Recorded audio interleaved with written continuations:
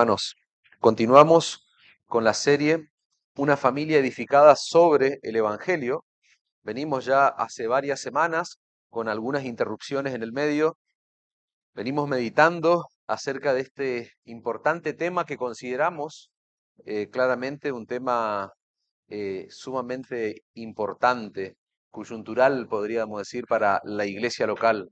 El hecho de tener familias que están siendo consolidadas, que están siendo fortalecidas y que ese fundamento es precisamente el Evangelio de nuestro Señor Jesucristo. El texto sobre el cual vamos a trabajar hoy es Efesios capítulo 6, versículo 4. Cuando hablamos de familia, cuando hablamos de la crianza de nuestros hijos, el texto por excelencia parece ser Efesios 4. Hoy sobre ese texto vamos a trabajar, ese va a ser la base sobre la cual vamos a desarrollar el sermón, pero vamos a estar yendo y viniendo por otra serie de pasajes, especialmente algunos proverbios. El sermón de hoy se titula Una familia, se titula Paternidad responsable, basada en ese versículo 4 del capítulo 6 de Efesios. Ya hemos hablado mucho acerca del matrimonio, hemos hablado acerca de el rol de la esposa en profundidad, vimos el rol del hombre también en la profundidad que la palabra de Dios lo demanda. Lo que vamos a hacer hoy es ver cómo ese matrimonio, ese hombre y esa mujer que se unen en matrimonio, forman un equipo para llevar adelante lo que dice el título de nuestro sermón, para llevar adelante una paternidad responsable, centrada, por supuesto, en el Evangelio. Si ustedes miran los primeros 3 versículos del capítulo 6 de Efesios, va a decir lo siguiente: hijos, obedeced en el Señor a vuestros padres, porque esto es justo. Honra a tu padre y a tu madre honra a tu padre y a tu madre, que es el primer mandamiento con promesa, para que te vaya bien y seas de larga vida sobre la tierra. En esos 3 versículos, que forman parte de la línea de pensamiento que viene trayendo el apóstol Pablo, lo que va a hacer Pablo es establecer el deber, la gran responsabilidad que tienen los hijos de obedecer y de honrar la autoridad de sus padres. Y ahora, en el texto sobre el cual vamos a trabajar, que es el versículo 4 únicamente, Pablo se dirige a los padres y los instruye a esos padres que van a ser los receptores originales de esta carta. Pablo le va a dar la instrucción de cómo ellos deben ejercer esa autoridad a la cual los hijos deben someterse. El deber de los hijos es obedecer y honrar la autoridad de sus padres. Ahora Pablo va a decirle a esos padres cómo debe ser el ejercicio de esa autoridad que ellos deben ejercer sobre sus hijos. Dice el verso 4: y vosotros, padres, no provoquen a ira a vuestros hijos, sino criadlo en disciplina y amonestación del Señor. Hasta ahí el texto que vamos a estudiar, hermanos. Dijimos que nuestra serie se llama Una familia centrada en el Evangelio. Y es precisamente ese tipo de familia la que nosotros debemos construir. En nuestro matrimonio debiéramos estar trabajando para levantar, para consolidar este tipo de familia. Una familia centrada, una familia donde el eje es el Evangelio de nuestro Señor Jesucristo. Como creyentes en Cristo, hermanos, nosotros no podemos o no debiéramos concebir otro tipo de familia, porque pasa con la familia lo mismo que ocurre en una iglesia local. A medida que nos vamos alejando del Evangelio, una iglesia puede terminar siendo cualquier cosa. Y cuando lo extrapolás eso a la familia, a medida que una familia se va alejando del Evangelio, va perdiendo su valor, su significado como tal. Por eso hablamos de familias edificadas sobre el Evangelio. Y esta porción de texto que nosotros vamos a estudiar, Pablo nos presenta un balance perfecto para el hogar. Pablo dice que los hijos deben obedecer y honrar a sus padres, porque esa autoridad que tienen sus padres le fue conferida por Dios, pero al mismo tiempo, va a decir Pablo, los padres deben ejercer dicha autoridad de forma equilibrada. ¿Para qué? Para no caer en los dos extremos que siempre caemos, que es abusar de esa autoridad o descuidarla por completo. Ese es el énfasis del texto que estamos estudiando. Lamentablemente, esos son los dos peligros al momento de ejercer nuestra autoridad como padre. Podemos caer en el extremo de hacer un abuso de autoridad o podemos caer en el extremo de descuidar nuestra autoridad, no ejercerla como debe ser. Y esos dos peligros son fatales para el sano desarrollo de nuestros hijos. Si nosotros queremos, hermano, criar hijos con sabiduría, lo que tenemos que hacer una y otra vez es ir a la fuente. ¿La fuente cuál es? Es la misma palabra de Dios. Y lo que debemos hacer es lo que la palabra de Dios dice.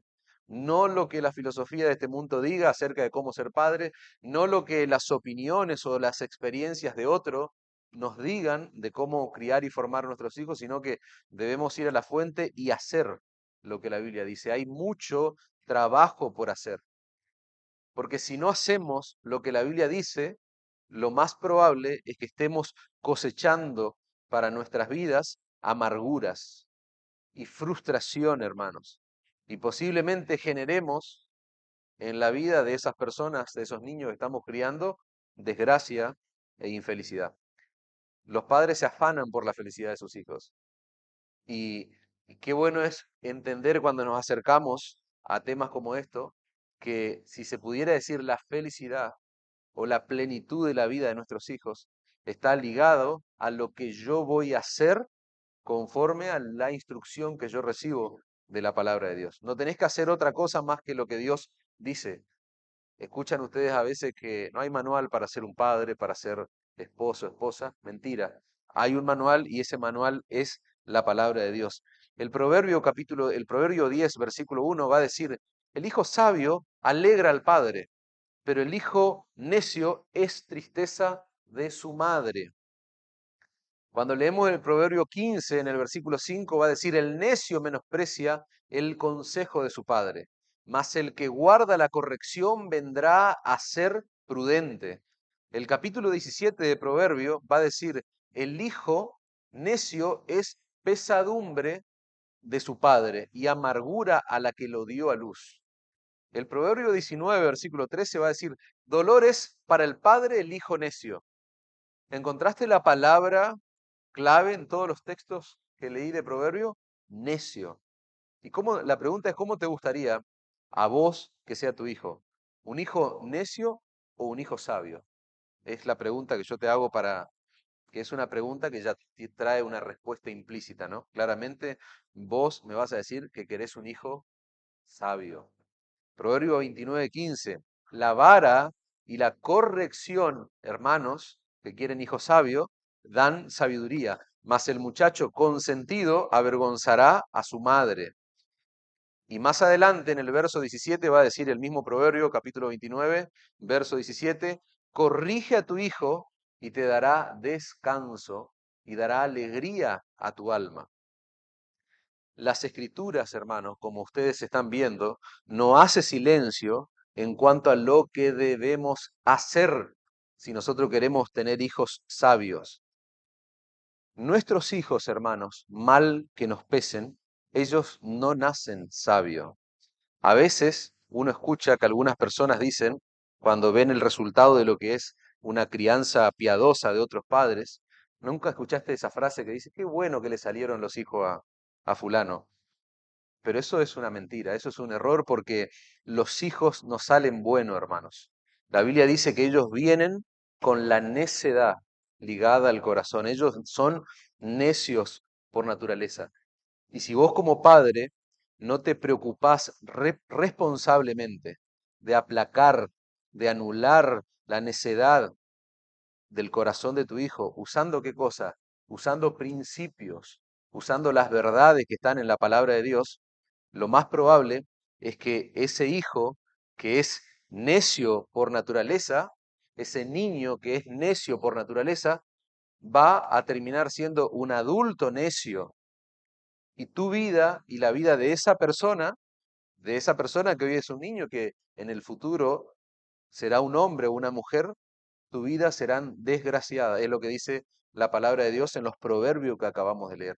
Hay un patrón, hay una palabra, necedad, y después hay un resultado, podríamos decir, que produce la necedad. Dolor en el alma, frustración, infelicidad, que es básicamente palabras más, palabras menos de los resultados que vemos allí en los textos que hemos leído. Ahora sí, yendo a nuestro texto, a nuestro pasaje, a ese versículo tan cortito, pero créanme que hoy vamos a trabajar mucho sobre ese texto, nosotros debiéramos entender algo que tiene que ver con el contexto que rodea a nuestro pasaje. Lo que Pablo le está diciendo a esas familias, a esos hombres, a esas mujeres de Éfeso, acerca de cómo deben ser los padres hacia los hijos, créanme, hermanos, que esa instrucción que él está dando es muy chocante para la época en que es escrita esa carta. Y podríamos decir que lo que Pablo está haciendo es algo revolucionario al enseñar eso, al instruir a los padres de esa forma. ¿Y por qué digo esto? Por la idea, por la filosofía, por la idiosincrasia que había en el primer siglo en Roma, ¿no es cierto?, acerca de la paternidad y cómo debía ser ejercida la paternidad y cómo debía ser llevada adelante. En el primer siglo, hermanos, la ley romana le daba a los padres lo que nosotros podríamos llamar o conocer como la patria potestad. ¿Qué significa la patria potestad? Bueno, la ley de Roma le otorgaba a los padres un poder, una autoridad que podríamos decir era absoluta sobre sus hijos. Ellos podían disponer, hacer lo que quisieran con sus hijos. Por ejemplo, algo característico de esa época, un padre romano podía vender a sus hijos como esclavos, por ejemplo, hacerlo trabajar en sus campos encadenados, podía disponer de sus hijos a su antojo. ¿Por qué? Porque legalmente eso estaba permitido. Podía castigarlo hasta el extremo de aplicar la pena de muerte. Es decir, un padre podía castigarlo hasta matarlo al hijo. Podía quitarle la vida a su hijo y nadie lo iba a acusar. Nadie lo iba a demandar porque eso estaba amparado por la ley en el Imperio Romano. Era costumbre en aquellos días, hermanos, colocar a un recién nacido a los pies del padre. Estamos hablando de una sociedad sumamente gobernada por el hombre en el mal sentido de la palabra, donde el hombre, todo giraba alrededor del hombre, entonces era muy común que nazca un niño y se llevaba a los pies del padre, y era el padre el que aceptaba o daba el visto bueno de si ese niño podía ser integrado a la familia. Si el padre lo tomaba, lo recogía, ese niño podía ser recibido en el hogar, y si el padre de repente daba la media vuelta, o ignoraba, ya sea por alguna condición física, por algún problema innato que esa criatura tenga, el chico claramente era desechado, era abandonado. Muchos de ellos morían porque quedaban a la intemperie.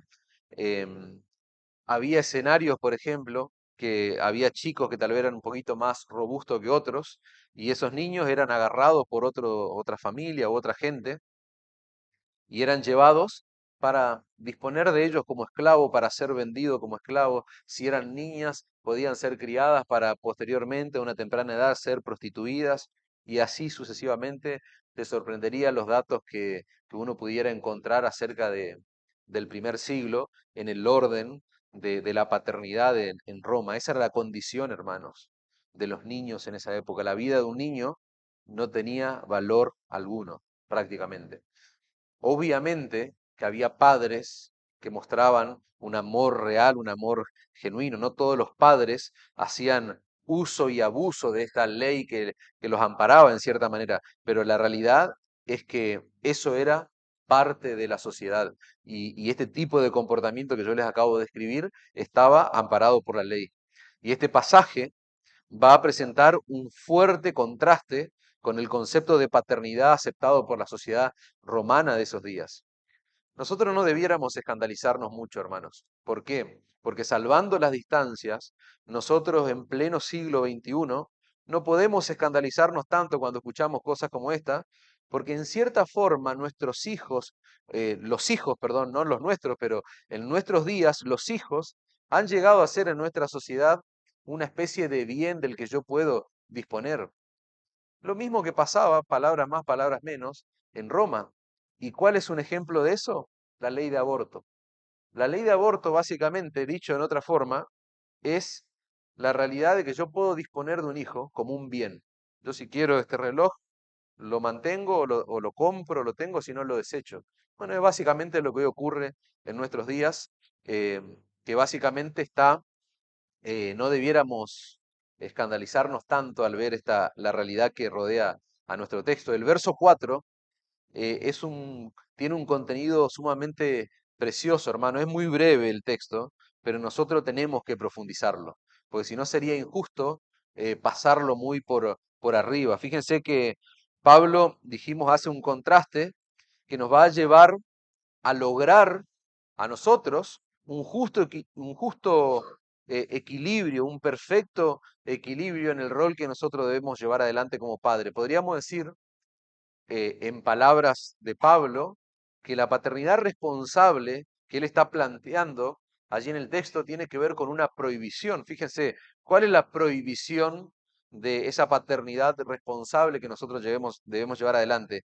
No provoquen a ira a sus hijos. Esa sería la prohibición que encontramos en el texto. Pero por otro lado, parece ser que la paternidad responsable centrada en el Evangelio tiene que ver explícitamente con ejercer un deber, un trabajo serio y muy esforzado que debemos hacer nosotros, y es criar a nuestros hijos como a nosotros se nos ocurre, no, criarlos, dice, en disciplina y amonestación del Señor. Yo quisiera que nos concentremos por un momento en la prohibición. No provoquen a ira a sus hijos. En el verso 1 Pablo dice que los hijos deben obedecer a sus padres. Y la palabra griega que se traduce, hermanos, como padre, significa en realidad progenitores. Es decir, que Pablo en ese primer versículo, con la palabra que se traduce como padre, él está incluyendo a padre y madre, está hablando de los progenitores, del hombre y la mujer. Luego en el versículo 2, Pablo dice explícitamente, honra a tu padre y a tu madre. Ahí sí usa dos palabras diferentes para identificar a los progenitores.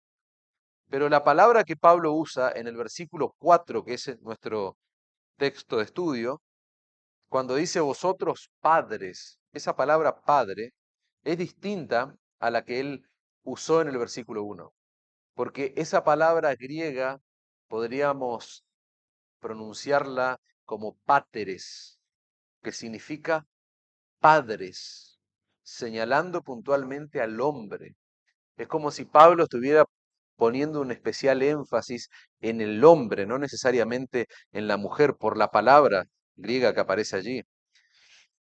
Es la misma palabra del versículo 2. O sea que Pablo, en específico, se está dirigiendo primariamente a los hombres como padres. Y hay una razón para esto, hermanos, y tiene que ver específicamente con con esa responsabilidad que tenemos nosotros como hombres, la responsabilidad primaria que tenemos, no única, no es únicamente de los hombres. ¿Por qué? Porque la mujer también es una autoridad en el hogar sobre la vida de nuestros hijos, pero la realidad a la luz de la palabra de Dios es que sobre los hombres, sobre los padres, recae la responsabilidad de guiar a la familia, incluyendo a nuestras esposas como madres. Esa es una razón y un argumento teológico, podríamos decir, que apoya y sustenta esta palabra que Pablo está usando apuntando a los hombres. La palabra provocar que Pablo usa básicamente significa irritar. No provoquéis a ira a vuestros hijos, no irriten a sus hijos. La palabra provocar significa hacer enojar, hacer enfurecer a alguien. Puede referirse a generar una rebeldía en el corazón de la persona que se está provocando a ira. Da la idea de provocar una furia interna en el corazón de un hijo. Pablo está hablando de cualquier tipo de ira. La ira en nuestros hijos puede tener diferentes expresiones. Algunos la exteriorizan, otros la procesan de manera interna. Nosotros sabemos, por lo que aprendemos del texto que precede a esto acerca de la responsabilidad de los hijos, del deber que tienen los hijos hacia los padres, si un hijo se aira contra su padre, nosotros sabemos que ese hijo está pecando seriamente contra Dios, porque esa es una violación al quinto mandamiento de la ley moral de Dios. Pero si el hijo es provocado a ira por uno de sus padres, Aunque eso no justifica el pecado de su hijo, aunque eso no lo hace menos necio o menos malo al hijo, ni menos pecaminoso, sus padres, dice Pablo, o es lo que estaría diciendo nuestro texto, tienen una cuota de culpa en el pecado de los hijos. Por eso la prohibición es no provocarles, no llevarlos a ira.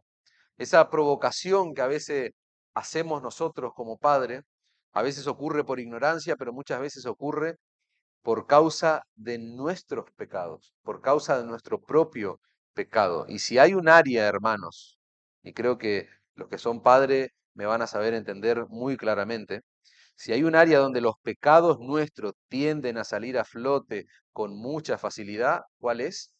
Es el área de la crianza de nuestros hijos. Ahí, lamentablemente, surgen esos pecados miserables que tenemos. Y créanme, hermanos, que yo no les hablo por experiencia ajena, lamentablemente les hablo por experiencia propia. Yo soy padre y muchas veces mis miserias, mis pecados salen a flote al momento de ejercer una paternidad responsable. Muchas veces me veo luchando con actitudes pecaminosas en el trato para con mis hijos. ¿Y saben qué es lo más triste? Que en ocasiones yo me veo repitiendo patrones de comportamiento que a mí me molestaban de mis padres y que me provocaban a ira. Lamentablemente, eso forma parte también de la paternidad, forma parte de las luchas que nosotros vamos a tener.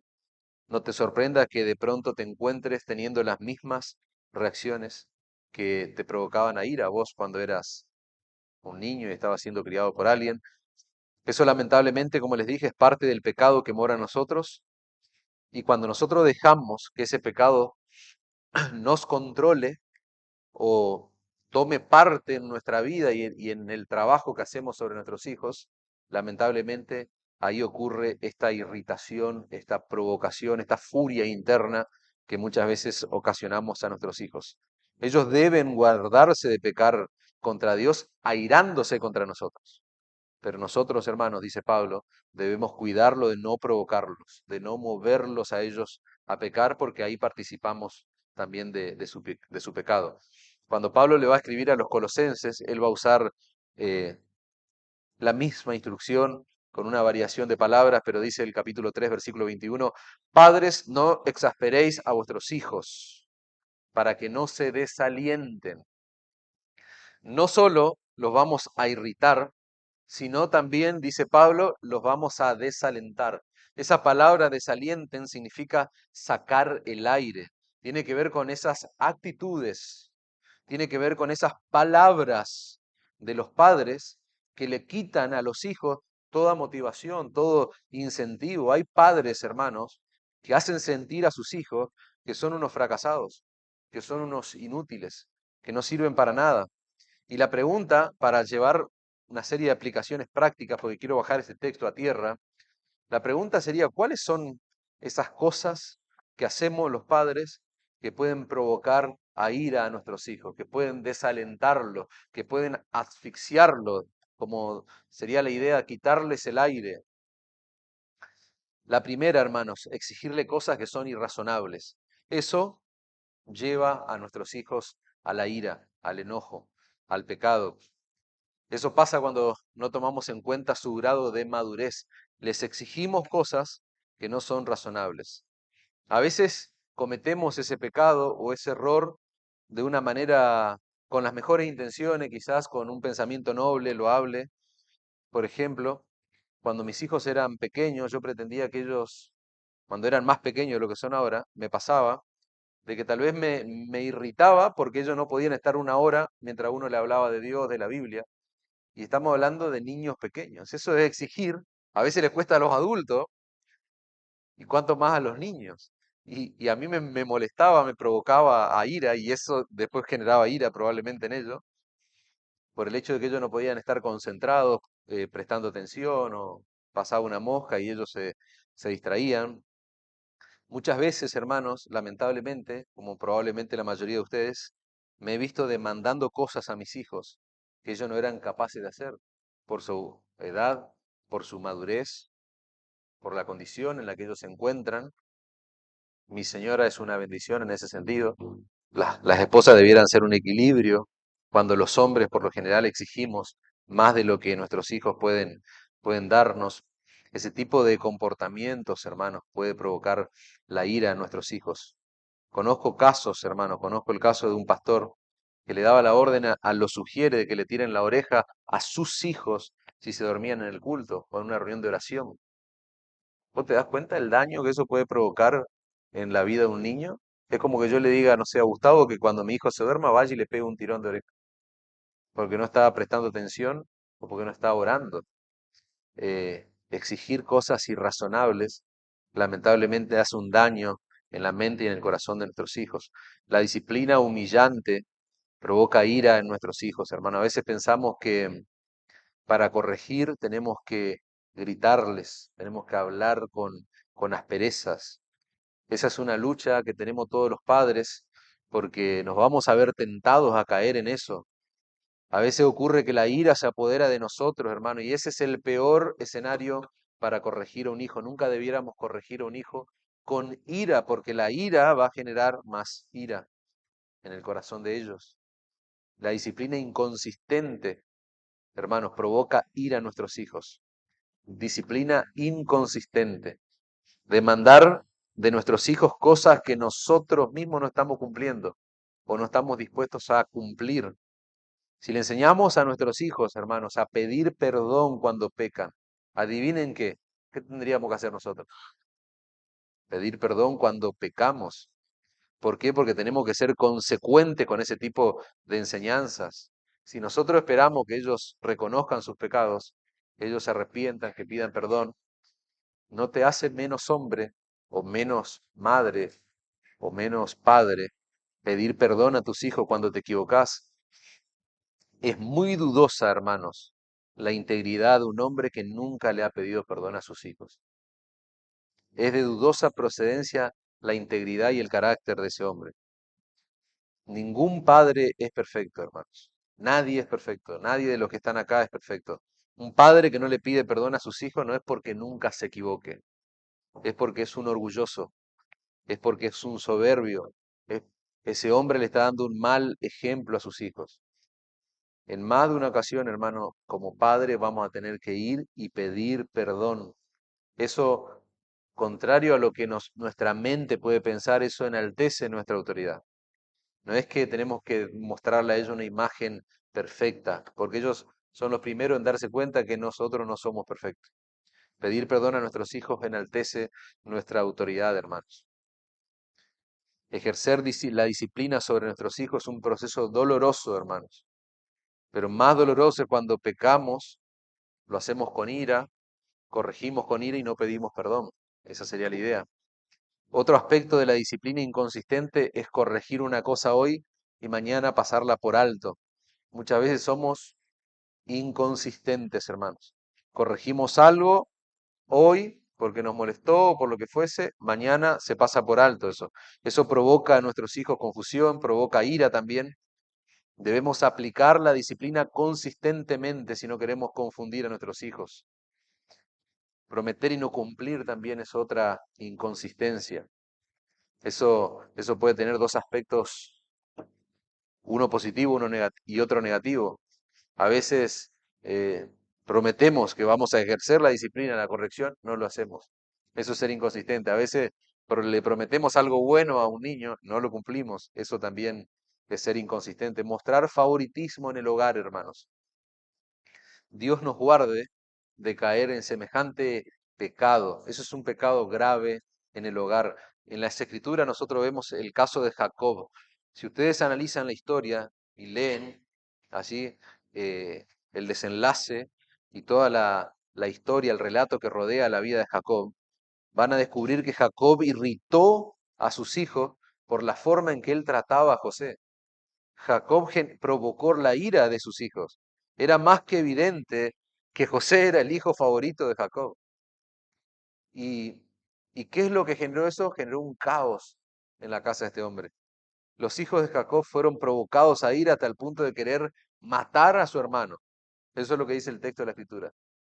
Buscaron, vieron la forma de matarlo, después lo terminaron vendiendo como esclavo. Y muchas veces los padres envían a sus hijos, hermanos, una señal de favoritismo que no es real, pero se la están enviando de todas formas. Se la están enviando de todos modos. Nosotros tenemos que estar alerta a esas cosas, los que somos padres, hermano. ¿Cuántos casos conoces que tal vez mueren los padres y los hijos de adulto se trenzan en un fuego cruzado, en una pelea, algunos se dejan de hablar, ni relación tienen, se matan quizás por una herencia? Y la pregunta es, ¿andás a ver si detrás de esos escenarios no hubo cierto favoritismo, que esas personas que eran niños fueron formándose y viendo, y que hoy de adultos los lleve a verse como enemigo, a un hermano? No mostrar favoritismo, hermano, porque eso provoca ira en los hijos. El exceso de tolerancia, la falta de disciplina o la liviandad al aplicar la disciplina, eso también provoca la ira de nuestros hijos. Hay padres que todo lo permiten, hermano, casi nunca corrigen la conducta pecaminosa de sus hijos. Cuando los hijos no son corregidos y disciplinados, adivinen qué pasa.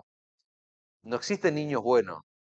La necedad está ligada al corazón del niño. Entonces, cuando los chicos no son corregidos, no son disciplinados, la necedad, la rebeldía que ellos llevan en su corazón disminuye, no, crece. Porque la tarea de un padre, la paternidad responsable centrada en el Evangelio, tiene que ver con aplacar, anular esa necedad, con instrucción, principios bíblicos. Tenemos que hacer, dijimos, lo que la Biblia dice que debemos hacer. Cuando no lo hacemos, la rebeldía crece, la necedad crece. Proverbios 13:24, el que detiene el castigo, a su hijo aborrece, mas el que lo ama desde temprano lo corrige. Viste que cuando hablamos de una iglesia bíblica, de una iglesia centrada en el Evangelio, a veces es chocante porque decimos que si una persona está en una iglesia donde su mente no está siendo moldeada por las escrituras, su mente no está siendo enfocada y puesta en el Evangelio, en el mensaje de la cruz, si está de repente en una congregación donde lo que menos se hace es tener a la escritura en el centro, en el eje de ese lugar, probablemente esa persona se encuentre adorando ¿a quién? ¿Al Dios de la Biblia? No. Probablemente se encuentre adorando a un Dios de su propia invención. Eso decimos cuando hablamos de iglesia, ¿verdad? Bueno, ahora yo quiero ese mismo tipo de pensamiento llevarlo a la paternidad. Nosotros amamos a nuestros hijos. Hay casos excepcionales, pero la gran mayoría de los padres, si vos le preguntás, te van a decir, o los padres o madres, te van a decir que aman de todo corazón. ¿Cómo un padre o una madre no va a amar a su hijo? Ahora, la pregunta es, ¿los estamos amando bíblicamente? Porque puede pasar lo que pasa en el plano iglesia. Estoy adorando a algo que tal vez yo creo que es Dios, pero no es el Dios de la Biblia. Estoy amando de una forma a mis hijos que tal vez yo creo que es la mejor forma de amar, pero no es el amor aplicado bíblicamente como se debe aplicar a nuestros hijos. El proverbio dice, el que detiene el castigo, ¿qué dice? ¿Ama a su hijo? No, lo está aborreciendo. El que lo ama, desde temprano va a corregir al hijo. Si vos amás a tu hijo, dice la lenguaje actual, corrígelo. Si no lo ama, no lo castigues. Esa sería la idea.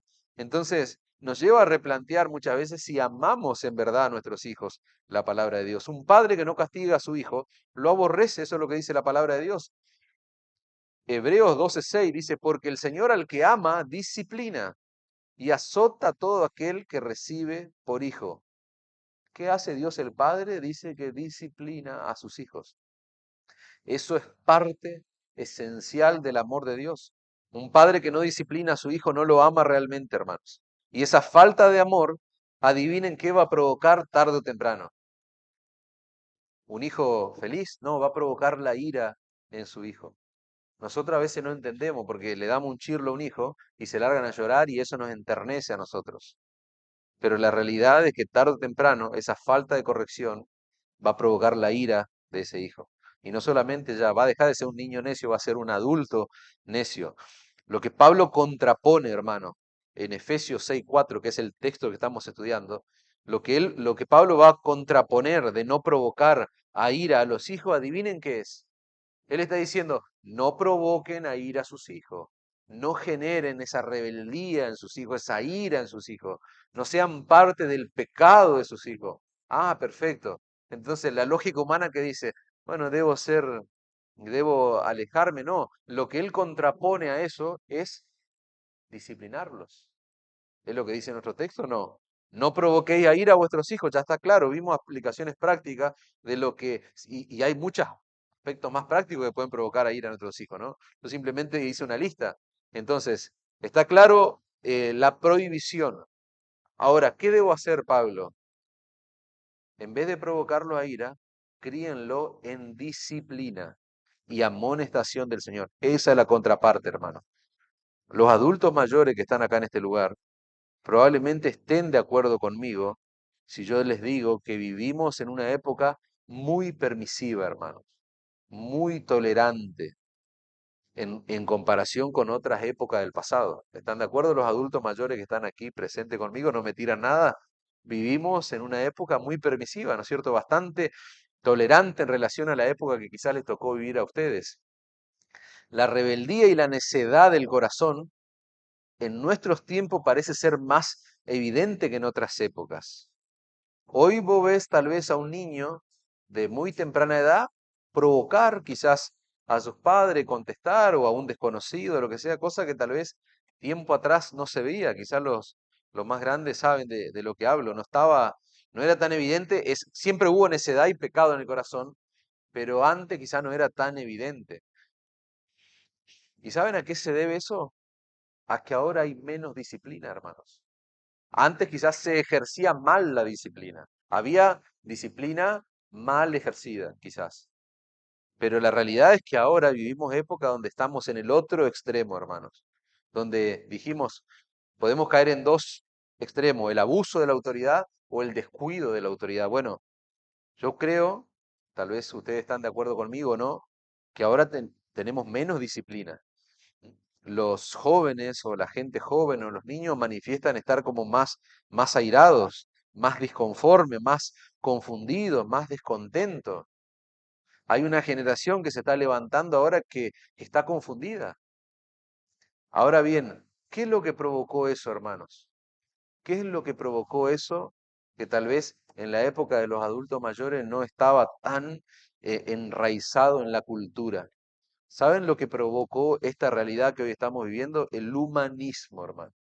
El humanismo, las teorías psicológicas que han invadido nuestra sociedad y que tristemente se han filtrado en la iglesia a través de qué? A través de libros que consumimos en el mundo cristiano, libros que hablan de psicología cristiana. Es una rareza, es una contradicción de términos hablar de psicología cristiana, porque no hay nada menos cristiano que la psicología, hermanos. Hay mucha psicología barata en la formación de nuestros hijos y no hay tanta Biblia.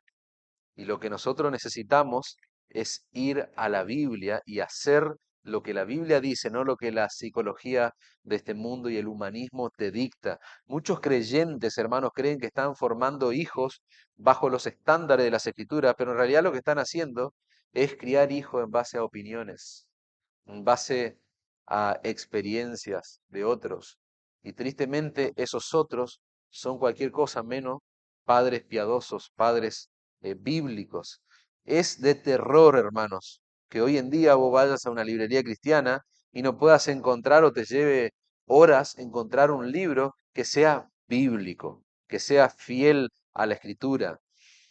Mayormente aquellos que tratan de qué tema, de consejería familiar, de consejería bíblica, es un tema que está en boga en nuestros días. La consejería.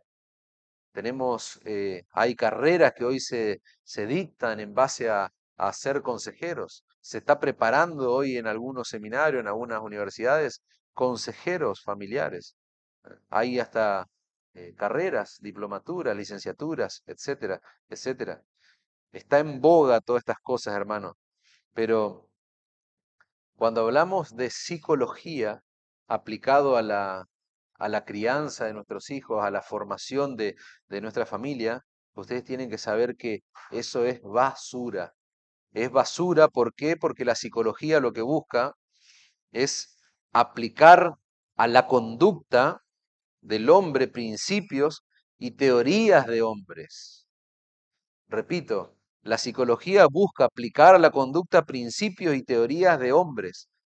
Y esos hombres han odiado a Dios, nada más y nada menos, los promotores, aquellos que propulsan las columnas hoy de la psicología moderna sobre la cual se forma a nuestros hijos. Fuera de casa, por supuesto, ¿no? Porque debiéramos nosotros formarlos conforme a la escritura.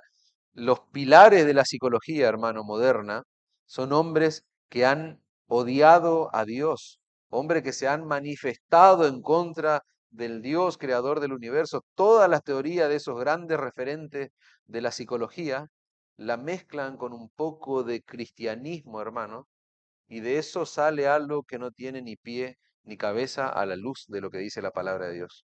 Y con toda esa basura buscan cambiar la conducta de nuestros hijos, hermanos. Pura cáscara.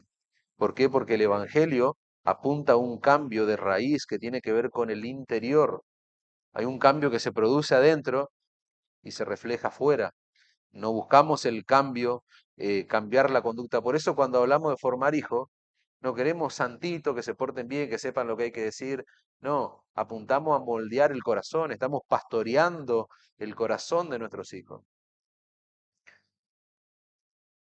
Nosotros sabemos, hermano, que lo único que transforma el corazón, lo único que tiene poder para transformar el corazón del hombre, ¿qué es? Es el poder de la palabra de Dios. Por eso debemos formar a nuestros hijos de acuerdo a lo que Dios dijo en su palabra. Si hay algo por lo cual tenemos que trabajar ardientemente, fuertemente, es ser fieles a la palabra de Dios. No a ideas, no a filosofías huecas de este mundo perverso, hermanos. ¿Quieren que les diga cuál es mi texto favorito para la crianza de los hijos? ¿Efesios 6:4? No. ¿Los proverbios? No. Hay un texto que es mi favorito, hermanos. Y no está en las grandes predicaciones de crianza sobre hijo. Segunda de Timoteo 3:15. Léanlo, segunda de Timoteo 3:15 es mi texto predilecto para hablar de la crianza de los niños. Desde la niñez has sabido, ¿qué cosa?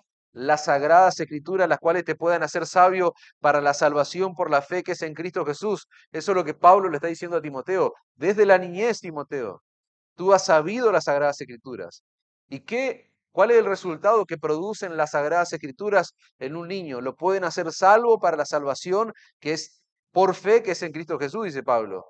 ¿Y qué sigue diciendo? Toda la escritura, hermano, toda la escritura es inspirada por Dios y útil para enseñar, para redarguir, para corregir, para instruir en justicia, ¿a fin de qué? A fin de que el hombre de Dios sea perfecto, enteramente preparado para toda buena obra. ¿Vos te das cuenta cómo comienza ese texto? Comienza hablando de qué. ¿Cuál es la palabra que aparece? Desde la niñez. Comienza con niñez. ¿Y cómo termina hablando? Para que seas un hombre de Dios. Perfecto, enteramente preparado. Niñez, hombre. Wow, hermanos. O sea, la escritura, dice Pablo, pueden convertir a un niño en un hombre de Dios, a una niña en una mujer de Dios. ¿De qué forma? Enteramente preparada para llevar adelante toda buena obra, para que sirva a Dios, para que sea un hombre, una mujer justo que contribuya a esta sociedad. Nuestros hijos necesitan ser formados, hermano, ¿con qué cosa? Con la palabra de Dios. ¿Y qué necesitan ellos? ¿Cuál es la contracara de no provocarlos a ir a nuestros hijos? Dice Pablo, la disciplina bíblica, ejercida sobre sus vidas, basado en los estándares que establece la palabra de Dios. Proverbio 29:15, la vara y la corrección dan sabiduría, hermanos. La vara y la corrección dan sabiduría, mas el muchacho consentido avergonzará a su madre. Dios sabe más, hermano, que los psicólogos de este mundo. Dios sabe más que los psicólogos cristianos de este mundo. Dios sabe más, hermano. Amén. Amén, hermano. No dude de eso. Esto está documentado, hermano. Pueden buscarlo allí en internet. Pueden buscar al doctor Benjamin Spock, como el capitán Spock de Viaje al Espacio. El doctor Benjamin Spock fue un médico pediatra, hermano, muy famoso, muy influyente. En el año 1945, él comenzó a instalar en los Estados Unidos y de los Estados Unidos para todo el mundo la teoría de que no se le puede castigar físicamente a los hijos, porque eso sería contraproducente para el desarrollo de ese niño. Él fue uno de los principales impulsores del darwinismo, el doctor Benjamin Spock, del freudanismo, fiel defensor de la teoría evolutiva y todos los laureles que ustedes le puedan agregar a este gran exponente. Ahora, ¿saben lo que este hombre reconoció en el ocaso de su vida? Está documentado, hermano, pueden buscarlo allí en internet. Reconoció los errores que cometió y los estragos que hizo con sus teorías sobre la crianza y la formación del niño. Claro, porque el doctor Spock no sabe más que Dios. Él no sabe más que la palabra de Dios. El exceso de disciplina, hermano, provoca a ira a nuestros hijos. El exceso de disciplina. Dijimos de ejercer la autoridad de manera equilibrada. Algunos padres piensan, hermano, que como la disciplina es buena para los hijos, entonces hay que disciplinarlos mucho. Todo el tiempo le pegan a sus hijos por cualquier torpeza, en lugar de corregirlos por pecado. Así como la falta de disciplina es dañina, hermano, también lo es el exceso de disciplina. Nosotros debiéramos corregir a nuestros hijos por pecados que ellos cometen, no por faltas o errores. Debemos hablar con nuestros hijos, debemos desarrollar un diálogo fluido con ellos, interesarnos por ellos, interesarnos en sus cosas, interesarnos en sus asuntos. Debemos tratarlos con cariño, con ternura, hermanos. Nuestros hijos necesitan ser formados en un contexto de amor, de disciplina correctiva, equilibrada con amor, con ternura, con cariño. Debemos decirle continuamente que los amamos, hermanos. Yo antes le decía, yo dudo de la integridad de un hombre que no le pide perdón a sus hijos, que cuando se equivoca no le pide perdón a sus hijos. Yo dudo ahora de la integridad de un hombre que jamás le dice a sus hijos que los ama. Y los adultos mayores que están acá fueron criados por hombres, quizás a muchos nunca le dijeron, te amo, padre. Es inconcebible, hermano, que un padre cristiano no le diga a sus hijos que los ama. Ellos necesitan, nosotros debemos estar continuamente haciéndoles saber que los amamos, debemos mostrar nuestro amor físicamente, un abrazo, un beso, etcétera. Ellos no tienen que ver que únicamente usamos nuestras extremidades para pegarles, para corregirlos físicamente. ¿Cuántas veces, hermanos, Dios nos dice en su palabra que nos ama? ¿Cuántas veces?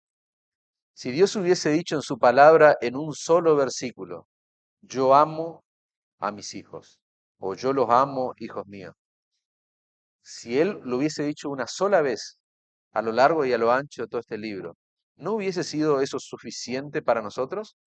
Sí, hubiese sido suficiente. ¿Por qué? Porque Dios no miente, eso va en contra de su naturaleza. O sea que si Él en todas las páginas de la Biblia, en un solo lugar, Él nos hubiese dicho que nos ama, para nosotros debiera ser suficiente. Pero la realidad no es esa, hermano. No encontramos en un solo lugar de la Biblia que Dios nos ama.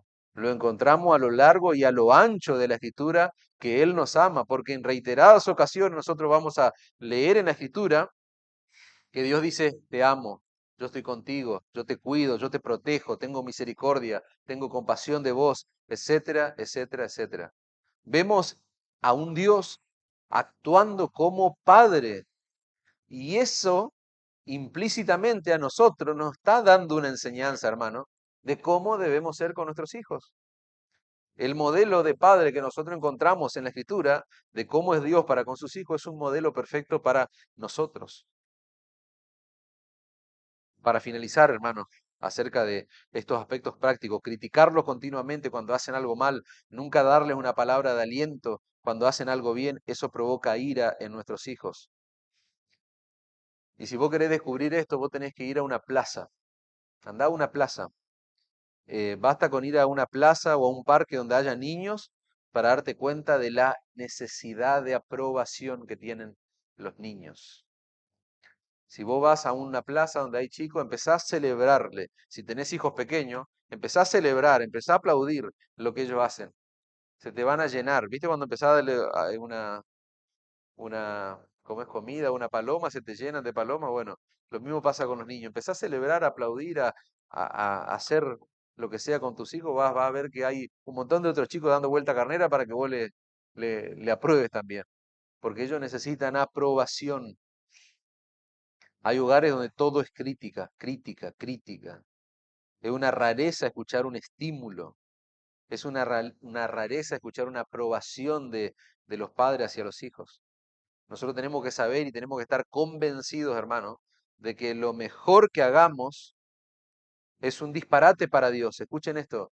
Lo mejor que vos puedas hacer es un disparate para Dios. ¿Por qué? Porque Él es perfecto. Cuando yo hago mi mejor esfuerzo, yo todavía estoy muy lejos de lo que Dios es y de lo que Dios haría en mi lugar. Entonces, vos, papá, cuando hagas algo bueno, acordate que eso es algo ínfimo al lado de lo que Dios es y de lo que Él haría en tu lugar. Sin embargo, ¿sabes lo que dice la palabra de Dios? Que algún día Dios nos va a decir a nosotros, bien, buen siervo y fiel. ¿Te entra en la cabeza que a un miserable como a mí me pueda Dios decir, bien, buen siervo y fiel? Dios me va a decir a mí bien, me va a decir que soy bueno, que soy un siervo suyo, que soy fiel. Y la pregunta es, ¿qué es lo que yo hago bien? Siendo justo con nosotros, ¿qué es lo que yo hago bien? Si todo lo que vos y yo hacemos, al fin del día es una lucha, hermano, en contra de las motivaciones egoístas de nuestro corazón. Es una lucha. Nosotros somos necios por naturaleza. Sin embargo, Dios en su palabra nos estimula y nos dice que un día Él reconocerá lo ínfimo que hacemos. Y Él dice, bien, buen siervo y fiel. Sigue así. Yo estoy viendo tu esfuerzo. Es lo que nos dice Dios ahora y es lo que nos va a decir, entra en el gozo de tu Señor. Ahora la pregunta es, ¿cuántas veces hacemos eso con nuestros hijos? ¿Cuántas veces nos encontramos haciendo eso con nuestros hijos? Amén.